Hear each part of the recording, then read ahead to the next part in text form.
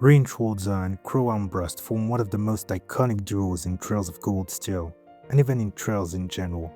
But I admit, the first time I played Cold Steel 1 to 4, I failed to understand why Crow was so important to Rean. I mean, they only knew each other for about a year, so while I can understand how he'd care about him, it didn't quite justify the obsession with saving him. One last thing before we dive in.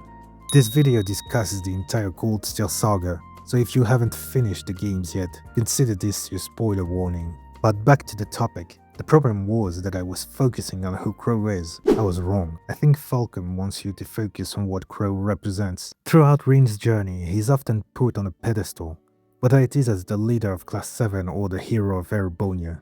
I saw people relying on him, especially within Class 7, where Rean is the dependable leader. And after becoming the Ashen Chevalier, many people started idolizing him. But Crow is different. From the moment they met, he simply treated him as Rean, someone he can joke around with. And in return, Rean is allowed to be himself around him and even give a few jabs back, which is something you don't really see him do with anyone else. As an older student, a fellow awakener, and someone just as capable in battle, Crow is one of the few people Rean can lean on without carrying the burden of being the hero. But that's not why Rean spends games chasing after Crow. One of Rean's defining beliefs throughout the early Cold Steel games is that if he tries hard enough, everyone can be saved. So when Crow's identity was revealed and the Civil War followed, he promised to bring him back. And this promise would eventually become Rean's first and biggest failure. Crow was the first person Rean couldn't save. It came as a shock to me because Cold Steel does a good job at trapping you in this sort of comfort bubble. Cold Steel spends nearly 2 games convincing both Rean and the player that no matter how desperate things become, everyone will make it through somehow. So when Crow sacrificed his own life to let Rean deal the final blow against Testarossa, it pierced this comfort bubble and not only challenged Rean's beliefs, but also broke him. But Crow's death changed more than just Rean. It completely changed the meaning of one small object that would follow him throughout the rest of the series. I loved when I watched Crow use a silly little magic trick to steal a 50 mirror from Rean. By the end of Cold Steel 2, seeing that same coin again wasn't funny anymore. It was just depressing. The dead joke started off as Rean's way of telling Crow, if you think you can run away, then give it your all because I'll do the same. After Crow's death, the 50 mirror coin became an emotional anchor that kept Rean bound to his guilt and regret. And after his return, it transformed once again into a promise, one more conversation, one more chance, and perhaps a better tomorrow. And if Rean was never able to move on, it's because he and Crow are like 2 sides of the same coin. They are both talented individuals burdened by circumstances, expectations, past choices, and roles they feel compelled to fulfill. They are mirrors of each other because they cope with suffering in the same unhealthy way. The difference is how they try to overcome that suffering. Rean clings to saving people, Crow to vengeance. While it's easy to see that Rean doesn't believe he's worth saving, I think it's a bit tricky to realize that Crow feels the same way, mostly because we don't get to explore Crow as much and he always has that laid-back attitude. But there's a few hints that reveal his true emotions, for example when he accepts his own death in CS2 without much resistance, or when he expects to disappear once his row is over in CS4. That's when I finally understood the bond they shared. Rean isn't just trying to save a friend, he's trying to save someone who embodies the very flaw he has yet to recognize in himself. They both reject the idea that they're allowed to simply live for themselves. The difference is that Rean still believes Crow can choose another path. In trying to save Crow, Rean is desperately trying to prove that a person isn't forever defined by their worst decisions. Ironically, that's a kindness he never extends to himself. So when Crow died, Rean lost more than a friend.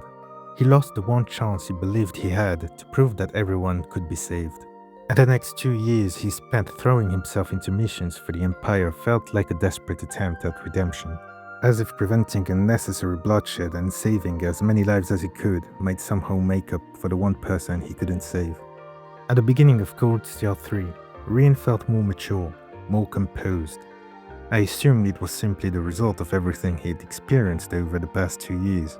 So when he started exhibiting the same self-destructive behavior from the first game, I just couldn't understand. But as the story unfolded, I realized that there was a subtle difference. His self-destructive behavior post Cold Steel 3 was actually a coping mechanism born from his guilt of failing to save Crow. The glasses Rean wears as a teacher hide a much deeper mask beneath. The deeply polite, professional and composed teacher at Thor's branch campus is an emotional shield.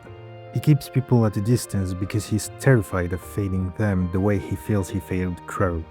That's also why I believe the writers chose to bring Crow back. At that point, his role in the story wasn't just to be Rean's greatest regret.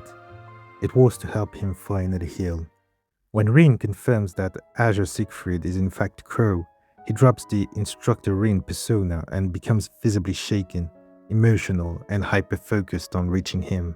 That's because seeing Crow alive validates Rean's deepest wish, but it also reopens the trauma of CS2. Because Crow is initially brainwashed and fighting for the enemy, Rean is forced to endure the agonizing pain of fighting his closest equal all over again, and becomes terrified he might lose him a second time. Rean's determination to save Crow becomes his emotional anchor, while Valamar's intervention gives both of them the time they need to confront the past. When Rean prevents Crow from disappearing after the trial of the Seven, that moment becomes their first real step toward healing. The point where both finally begin accepting that they deserve to live for themselves as well. To reciprocate Rean's first selfish attempt at reaching for his own happiness, Crow allowed himself to get a new purpose in the remaining time he was given. And I like to see the trials as more than just tests of strength. They're also the catalyst that forces both Rean and Crow to confront the parts of themselves they've been running from. And when Crow got his life back in the true ending, I can't help but see this as a metaphorical reward for finally moving on from the suffering that twisted their fate for so long. To me, it almost feels like the Divine Knights are rewarding both Rean and Crow for the efforts they put into piecing back their respective hearts. And I would go as far as saying that it's not their status as previous awakeners that make the writers keep Crow and Rean as a formidable duo, but rather the fact that their incredible synergy is a testament of their shared suffering and eventual healing. So Rean wasn't actually obsessed with Crow in the shadow way some people joke about. Rean's obsessed because Crow becomes the emotional center of everything Rean struggles with, saving people, accepting loss, forgiving, and moving forward. And I think we ask the wrong question when we question why Rean cares so much about Crow.